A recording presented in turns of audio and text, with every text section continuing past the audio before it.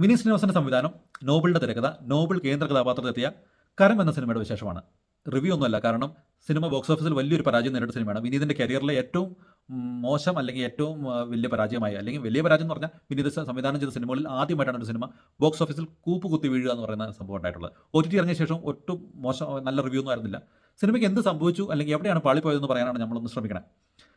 2 മണിക്കൂർ ദൈർഘ്യമുള്ള cinema. Main കഥാപാത്രങ്ങളെ അവതരിപ്പിക്കുന്ന നോബിള്, പിന്നെ നമ്മുടെ വിനീത് ചാക്യാനുണ്ട്, പിന്നെ ബാബുരാജുണ്ട്, മനോജ് കിജനുണ്ട്, ശ്വേതാ മേനോനുണ്ട് എന്ന് വേണ്ട നമ്മളറിയുന്ന ഒരു പറ്റം താരങ്ങളെല്ലാം ഉണ്ട്.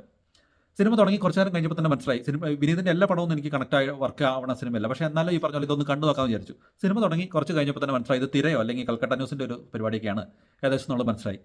എന്നാൽ പിന്നെ എന്തെങ്കിലും ആട്ടെ, ഈ പറഞ്ഞ പോലെ നമ്മൾ കണ്ട കഥയൊക്കെ ആണെങ്കിലോ അല്ലെങ്കിൽ ആ പരിപാടിയിലേക്കാണ് പോകണതെങ്കിൽ പോലും പുതിയൊരു അപ്രോച്ചോ എന്തെങ്കിലും മേക്കിംഗ് ഡിഫറെൻറ്റ് സ്റ്റൈലോ എന്തെങ്കിലും കൊണ്ട് നമ്മൾ നന്നായിട്ട് പോകുന്നു വിചാരിച്ചു. അതുപോലെ തന്നെ വലിയ കുഴപ്പമില്ലാണ്ട് തന്നെയാണ് സിനിമ ഫസ്റ്റ് ഹാഫ് മൊത്തത്തിൽ പോയത്. നല്ല രസമായിട്ട് തന്നെ കണ്ടിരിക്കാവുന്ന രീതിയിൽ കുറച്ച് എൻഗേജിംഗ് ആയിട്ടുള്ള മൊമെൻറ്റ്സ് ഒക്കെ ഉണ്ടായിരുന്നു. പക്ഷേ എനിക്ക് ഈ പറഞ്ഞ പോലെ നോബിളിൻ്റെ പെർഫോമൻസ് പലരും പറഞ്ഞു നോബിളാണ് ഈ സിനിമയിൽ കാസ്റ്റ് ചെയ്തതുകൊണ്ടാണ് ഈ സിനിമ പ്രശ്നം ഉണ്ടായത് എന്നൊക്കെ കുറേ റിവ്യൂസിൽ കണ്ടു. പക്ഷേ എന്നെ സംബന്ധിച്ച് നോബിൾ ആ സിനിമയിലെ ആ കഥാപാത്രത്തോട് 100% നീതി പുലർത്തിയിട്ടുണ്ട്. ആക്ഷൻ ആണെങ്കിൽ പോലും ചെയ്യേണ്ട ആ റോൾ എന്തായാലും അത് അടിപൊളിയായിട്ട് ചെയ്തിട്ടുണ്ട്. പിന്നെ നോബിളിൻ്റെ സ്റ്റാർ വാല്യൂ നോബിളിന് ഇല്ല എന്നുള്ളത് അറിഞ്ഞിട്ട് തന്നെ ആയിരിക്കണമല്ലോ വിനീത് ശ്രീനിവാസൻ ഇതിനകത്തേക്ക് കാസ്റ്റ് ചെയ്തത്.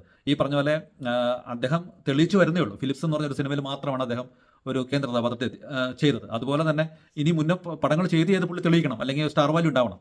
പക്ഷേ ഒരു ക്യാരക്ടർ കൊടുത്താൽ അത് നന്നായിട്ട് ചെയ്യാനുള്ള ക്യാപ്പബിലിറ്റി എനിക്ക് നോബിളിനുള്ളതുപോലെ എനിക്ക് തോന്നിയിട്ടുണ്ട്. അത് വളരെ മനോഹരമായിട്ട്, പ്രത്യേകിച്ച് ഇതിൻ്റെ തിരക്കഥയും കൂടെ എഴുതിയ ആളാണ്, വളരെ മനോഹരമായിട്ട് നോബിൾ കൈകാര്യം ചെയ്തു. പിന്നെ എനിക്ക് ഇഷ്ടപ്പെട്ടത് ബാബുരാജിൻ്റെ പെർഫോമൻസ് ആണ്. ബാബുരാജ് രസമായിരുന്നു, നല്ല രസമായിട്ട് സെക്കൻഡ് ഹാഫിൽ ഒരു പർട്ടിക്കുലർ ടൈം വരെ ബാബുരാജാണ് സിനിമയിൽ കൊണ്ടുപോയത്. ചേസിങ് സീൻസ് ഒക്കെ നല്ല കോമഡി ആയിരുന്നു, നല്ല രസമായിട്ട് ചെയ്തിട്ടുണ്ട്. അവസാനം ഒരു 4-5 സീനിന് മുന്നേ ഇത് ഓക്കെ ആയിരുന്നു എന്നെ സംബന്ധിച്ച്. അത് കഴിഞ്ഞപ്പോൾ ഈ സാധനം മൊത്തം കൈവിട്ട് പോയി, കംപ്ലീറ്റ് കൈവിട്ട് പോയി. അവസാനം മൊത്തം ക്രിഞ്ച് പരിപാടികൾ, ഭയങ്കര മോശമായിട്ടുള്ളൊരു ക്ലൈമാക്സും, ഒരു സുഖമില്ലാത്ത രീതിയിൽ അവസാനത്തെ കുറേ ക്ലൈമാക്സും പരിപാടികളും, അവിടെയാണ് ഒരു മേജർ പ്രശ്നമായിട്ട് എനിക്ക് തോന്നിയത്. പിന്നെ രണ്ടാമത് എനിക്ക് തോന്നിയത് ഷാൻ റഹ്മാൻ്റെ മ്യൂസിക്. പുള്ളി എന്തോ തൃശ്ശൂർ പൂരം കഴിഞ്ഞിട്ട് വന്നിട്ട് ചെണ്ടകൊട്ടാണ് ഫൈറ്റ് ചെയ്യുന്ന സമയത്തൊക്കെ. ഒട്ടും ആപ്റ്റാവാത്ത മ്യൂസിക്കാണ്, ഒരു രീതിയിലും അത് വർക്കായില്ല എനിക്ക്. പിന്നെ പാട്ടുകൾ ഷാൻ റഹ്മാൻ്റെ വലിയ കുഴപ്പമില്ലായിരുന്നു. സാധാരണ വിനീതിൻ്റെ പടത്തിലൊക്കെ കാണുന്ന അതേപോലത്തെ പാട്ടുകളൊക്കെയാണ്.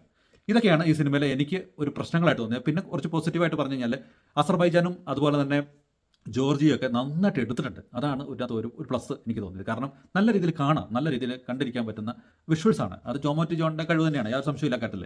അത് നന്നായിട്ട് ചെയ്തിട്ടുണ്ട്. ഇത്രയൊക്കെ മാത്രമേ ഇതിനകത്ത് അവകാശപ്പെടാനുള്ളൂ, അല്ലാതെ പ്രത്യേകിച്ച് ഒന്നും തന്നെ ഇല്ല. എനിക്ക് തോന്നുന്നു അവസാനത്തെ പരിപാടി ക്രിഞ്ച് പരിപാടികളും ഒരു ഒരു ഒരു ഒരു ഷട്ടർ ഉള്ളിലേക്ക് എല്ലാവരും വരുന്നു. പിന്നെ വെടിവെപ്പം എന്തൊക്കെയാണ് കാണിച്ചു കൂട്ടുന്നത്. സത്യം പറഞ്ഞാൽ എനിക്ക് മോൺസ്റ്ററിൻ്റെ ക്ലൈമാക്സ് ഒക്കെ പോലെ പല സിനിമകളും കണ്ട എന്തൊക്കെയാണ് കാണിച്ചു കൂട്ടുന്നത്. പട്ടാളം വരുന്നു, അവിടെ നിന്ന് വരുന്നു, എവിടെ നിന്ന് ഇതൊക്കെ വരണം എന്നുള്ളത് ആലോചിച്ച് പോയി. ശരിക്കും പറഞ്ഞാൽ അവിടെയൊക്കെ കംപ്ലീറ്റ്ലി പാളിപ്പോയി പരിപാടി. മ്യൂസിക് ബാക്ക്ഗ്രൗണ്ട് സ്കോർ കയ്യിൽ നിന്ന് പോയി.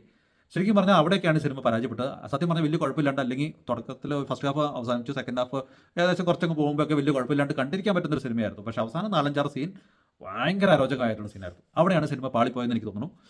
അപ്പോൾ നിങ്ങൾക്ക് വേണമെങ്കിൽ ഒന്ന് കണ്ടു നോക്കാം എന്ന് മാത്രമേ പറയാൻ പറ്റുള്ളൂ. വേണമെങ്കിൽ അവസാനം 4 സീൻ കണ്ടിട്ട് എന്നെ വിളിക്കരുത്. അതിന് മുന്നേ വാച്ചബിൾ എക്സ്പീരിയൻസ് ആണ്. ഈ ബാബുരാജൊക്കെ നല്ല രസമാണ്. ഓക്കെ, അപ്പോൾ കണ്ടു നോക്കൂ, കന്നഡ വിശേഷങ്ങൾ അറിയിക്കൂ. മറ്റൊരു സിനിമയുടെ വിശേഷമായിട്ട് വേറൊരു ദിവസം വരാം. Thank you for watching my videos and thank you for all the support and by.